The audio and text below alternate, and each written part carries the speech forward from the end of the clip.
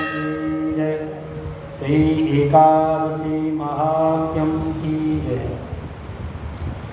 पितृपक्ष अर्थात आश्विन कृष्ण पक्ष की एकादशी का नाम इंदिरा एकादशी। अन्य एकादशियों के व्रत के पुण्य से तो व्रत करने वाले को सर्व सुख और अंत में मोक्ष की प्राप्ति होती है, लेकिन इस एकादशी का व्रत करने मात्र से 7 पीढ़ियों तक के पितृ तर जाते हैं। इस एकादशी का व्रत मात्र से समस्त 7 पीढ़ियों तक के पितरों का तारण होता है। एकादशी का व्रत करने वाले स्वयं को मोक्ष और दिव्य लोक में प्रवेश मिलता है। इसमें भगवान शालिग्राम की पूजा होती है और तुलसी दल से भगवान को विशेष करके पूजन किया जाता है। धर्मराज युधिष्ठिर भगवान जनार्दन से पूछ रहे हैं कि प्रभु, कृष्ण पक्ष की एकादशी का इसका नाम, इसकी विधि, इसका फल सब विस्तार से मैं बताओ। भगवान कह रहे हैं कि राजन, इस एकादशी का नाम तो इंदिरा है और सभी पापों से मुक्त करने वाली है और पितरों को अधोगति से मुक्त देने वाली है। इसकी कथा सुनो। कथा मात्र से बाद में यज्ञ की पुण्य की फल की प्राप्ति होती है। सतयुग में तो एक महेशमती नाम के राजा हैं जो इंद्रसेन नाम का एक प्रतापी राजा धर्मपूर्वक अपनी प्रजा का पालन करते हैं। वे राजा पुत्र पौत्र धन दान से संपन्न हैं, विष्णु का परम भक्त है। एक दिन जब राजा अपनी सभा में बैठे थे तो नारद जी का आगमन हुआ। हाथ जोड़े प्रणाम किया। नारद जी का आदर सत्कार करने के बाद राजा ने नारद से पूछा कि सब कुशल तो हैं? नारद ने कहा सब कुशल हैं। मेरी बात को सुनकर राजा ने कहा, नारद कह रहे हैं कि आपकी कृपा से मेरे राज्य में सब कुशल है, तो मेरे यहाँ यज्ञ कर्मादि सब कुछ होते हैं। अब आप कृपा करके अपने आगमन का कारण बताओ। तो नारद जी कहने लगे, राजन, आप आश्चर्य देने वाले मेरे वचनों को सुनो। मैं एक समय ब्रह्मलोक में गया।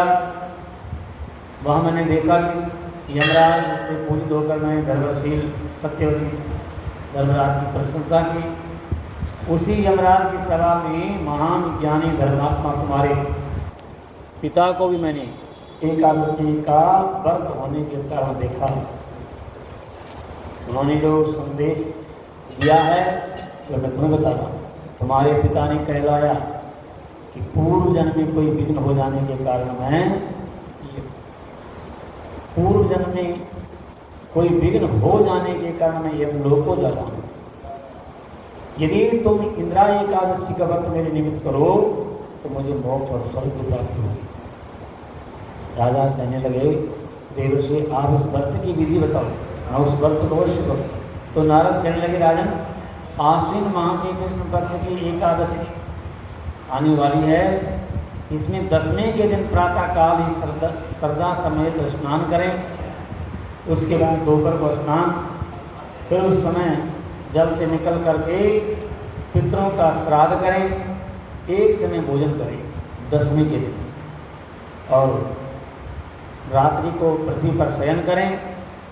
दूसरे दिन एकादशी के दिन प्रातःकाल दान पुण्य स्नान से निवृत्त होकर भगवान का व्रत करने लेने का संकल्प करें और संकल्प करते समय भगवान से श्रद्धापूर्वक कहें कि प्रभु, मैं आज निराहार रह करके व्रत करूँगा, आप मेरी रक्षा करना, आप मेरे व्रत को पूर्ण करना। इस प्रकार आचरण करके दोपहर को शालिग्राम मूर्ति के आगे फल फूल रख करके उसकी पूजा करनी।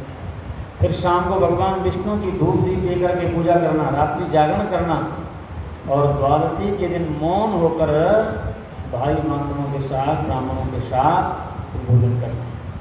इंदिरा एकादशी के व्रत की ये विधि है। राजन, यदि तुम भक्ति भाव से इस एकादशी का व्रत करोगे तो तुम्हारे पिता अवश्य स्वर्ग के अधिकारी होंगे। देवर्षि नारद जी राजा को उपदेश देकर अंतर ध्यान हो गए। राजा ने इंदिरा एकादशी के आने पर भाई बंधुओं को बुलाया और सब दरबारियों को कहा कि सबको एकादशी का व्रत करना है, और सबने एकादशी का व्रत किया। और उस एकादशी के व्रत के प्रभाव से देवलोक में देवता लोग पुष्पों की वर्षा करने लगे। राजा का पिता यमलोक से गरुड़ पर बैठ करके और सभी लोगों को चला। राजा इंद्रसेन भी एकादशी के व्रत के प्रभाव से इस लोक में समस्त सुख भोग कर अंत में स्वर्ग का अधिकारी हो गया। इस प्रकार इस एकादशी की महिमा बताई गई है। अर्थात जो आज के दिन एकादशी का व्रत करता है उस एकादशी का फल आपके पूर्वजों को मिलने वाला है। इसलिए आज एकादशी का व्रत करें और भगवान का भजन करें। बोले वृंदावन बिहारी लाल की जय। एकादशी महात्म्यम की जय।